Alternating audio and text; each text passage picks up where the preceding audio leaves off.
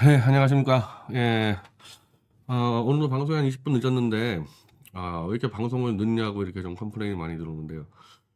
제가 방송만 하면은 늦을 일이 없어요.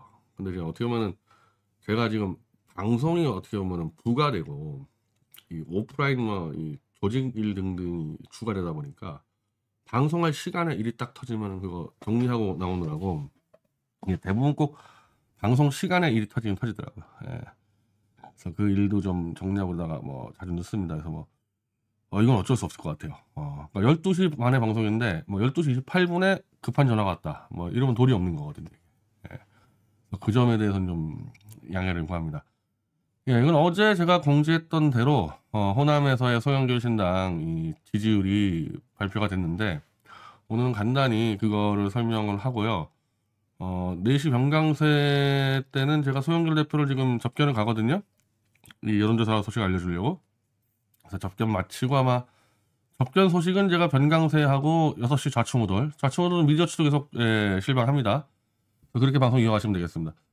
자, 호남 지역 여론조사 송영길 신당 33.6% 지지, 호남 출마 지지 34.8%인데 제가 이거는 좀 설명을 드릴게요. 이 리얼미터 여론조사를 미디어치가 의뢰했기 때문에 호영길 대해서만 저희가 질문이 들어갔어요. 이제 그렇게 하다 보니까 예를 들면은 다자고도로 조사할 수가 있잖아요. 민주당부터 이렇게 쫙 나열한 조사가 있는데 그거는 의미가 없는 게 당연히 이게 이 대부분 이 가나다 순서대로 하든지 뭘로 하든 버리는데 민주당이 먼저 답변 나와버리면요. 소영길 신당을 지지할 사람들의 과반 이상이 이 민주당 지지자들이거든요. 그러니까 민주당이 먼저 불러주면요. 민주당 답변한 다음에 소영길까지 가지 못하는 부분이 있습니다. 그래서 그런 다자 여론조사는 아직까지 소영길 신당이 창당이 안 됐기 때문에 의미가 없어서 이런 식으로 저희가 질의를 한 거예요. 그리고 이 질의 방식은 3개월 전에, 11월 말에 송영길, 이준석에 대해서 똑같이 했었기 때문에 저희는 이준석 신당의 지지율과 소영길 신당의 지지율을 비교해서 유추할 수가 있어요. 제가 이제 그런 식으로 설명을 드릴게요. 이렇게 물어본 거예요. 소영길 전 민주당 대표가 윤석열 퇴진을 위한 검찰의 장창당 선언했습니다. 소영길 대표의 신당 창당 지지하실 의향 있겠습니까? 그러면 전부 이거 호남만 조사했습니다. 호남에 총 1000명을 표본을 했어요. 1003명을 표본을 했어요. 호남에. 33.6%가 지지하겠다고. 이게 48.6% 지지하는 없다. 이게 사실은 이제 그러면 이제 골수 민주당층이죠. 이게 골수 민주당층인 거고.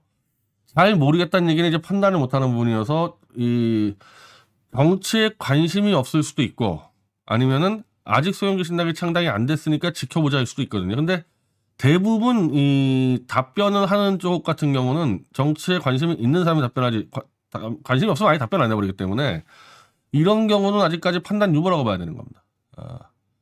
현재로서는 이 33.6%에다가 18.5%가 더해지는 게 최대치인 거고 요 지지 의향이 아예 없다라는 것은 소영길 신당이 창당돼도 민주당 찍겠다는 사람들이잖아요. 되게 민주당도 있겠지만 여기서 한 15에서 20%는 보수가 있습니다. 호남에도.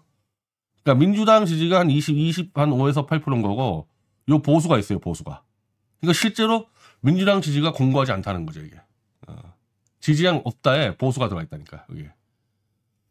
그래서 33.6%의 지지가 있다는 것은 민주당을 볼 때는 위협적이고 요 48.0%를 잘 분석해보면요. 소영길 신당이 오히려 민주당을 앞서는 수도 있는 거예요. 여기가 얼마가 지금 보수가 포함됐는지를 저희가 이제 이 데이터가 많이 왔기 때문에 계속 분석 중이거든요. 그래서 제가 한번 그거 한번 따로 분석해봐야 되겠습니다. 그래서 그거를 분석해서 설련을 한번 올려버릴게요. 지지량 없다가 이게 지금 어떤 사람들이 들어와 있는지 대해서. 자, 설명을 드리면은 지난 4일, 5일 광주광역시 전남 전북 거주 18세 이상 남녀 1,003명을 대상으로 했고요.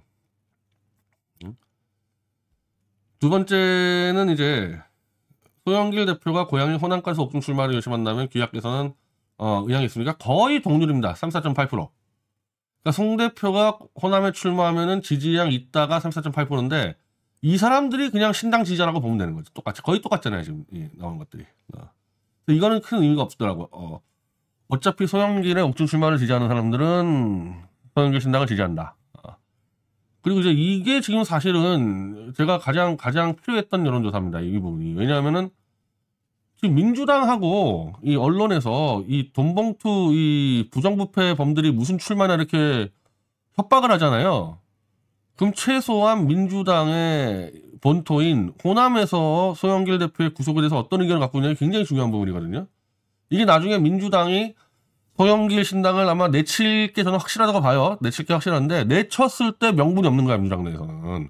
민주당의 본토인 호남에서 이 수사는 잘못됐다고 그러고 있는데 그 수사를 핑계 삼아서 소영길을 내친다. 그럼 이것들은 윤석열하고 한패라고 봐도 되는 거지, 민주당 애들은. 현재 검찰은 민주당 전당대 돈봉투 의혹으로 구속된 소영길 대표의 수사를 계속 진행하고 있다.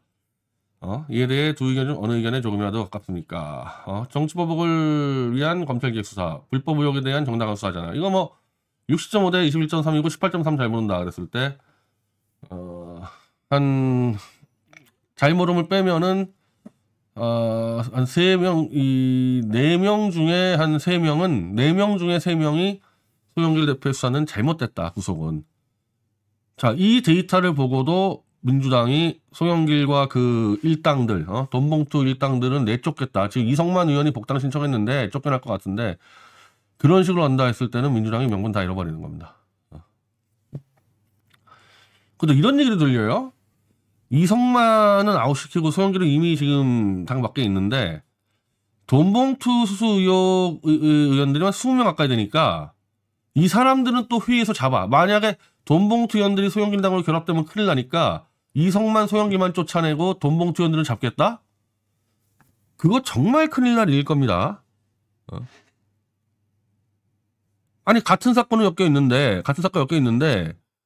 소영길은 아예 그 사건 자체를 모른다고 하는 거고 소영길이 그 사건을 인지하고 있다는 증거는 하나도 안 나왔는데 어찌 보면은 그 사건에서 가장 관계가 없는 소영길을 내쳐버리고 이성만 의원은 소영길에게 후원금을 낸 걸 갖고 지금 뒤집어 쓰고 있거든요.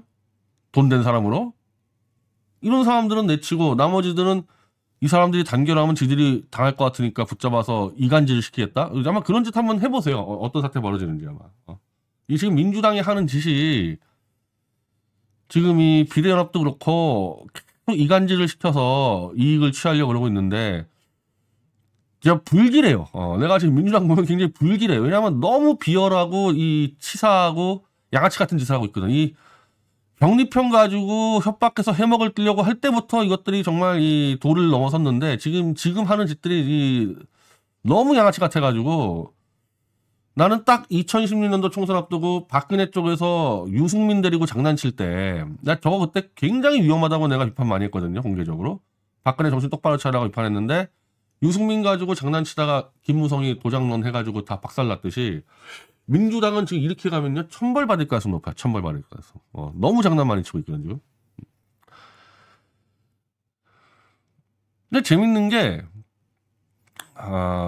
전체적으로 소영길에 대한 지지층이 자 정당한 수사라는 의견은 국민의힘 지지층이 78.7% 보수층 40% 이거 맞겠죠 당연히. 근데 기획수사라는 의견은 40대, 50대, 60대. 그러니까 지금 현재 소영길을 지지하는 층이 40대, 50대, 60대가 훨씬 압도합니다. 70대하고 20, 30대가 좀 떨어져요. 그건 어떤 의미냐면은 40, 60대가 지금 이 대한민국의 여론 주도층이거든요. 그러니까 여론 주도층에서 지지율이 높고 별 관심이 많이 떨어지는 70대, 20대, 30대에서는 지지율이 낮다는 얘기는 송영길의 이 상황이나 이 신당 창당 소식이 알려지면 알려질수록 지지층이 더 늘어난다는 거죠. 지금 아마 이 젊은 층에서는 호남의 젊은 층에서는 소영길이 신당 창당 한다는 것도 모를 가능성이 높거든요. 그러니까 많이 뉴스를 보고 많은 이 네트워크를 가진 40, 60대에서 지지율이 높다는 거는 정보가 알려지면 알려질수록 더 지지율이 올라갈 가능성이 높다. 반면 이준석 같이 20, 30대의 지지율이 편중돼 있잖아요. 이런 경우는 가면 갈수록 지지율 떨어집니다. 지금 이준석이가 보여주고 있지 않습니까? 이준석이라는 존재가 알려지면 알려질수록 지지율이 떨어지게 있어요.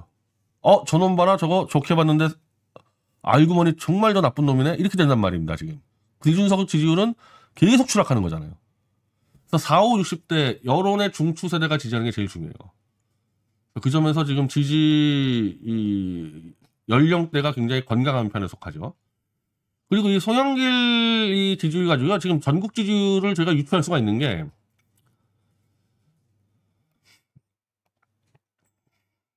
자, 11월 30일 날 똑같은 리얼미터에서 이준석 신당, 송영길 신당을 물어봤습니다.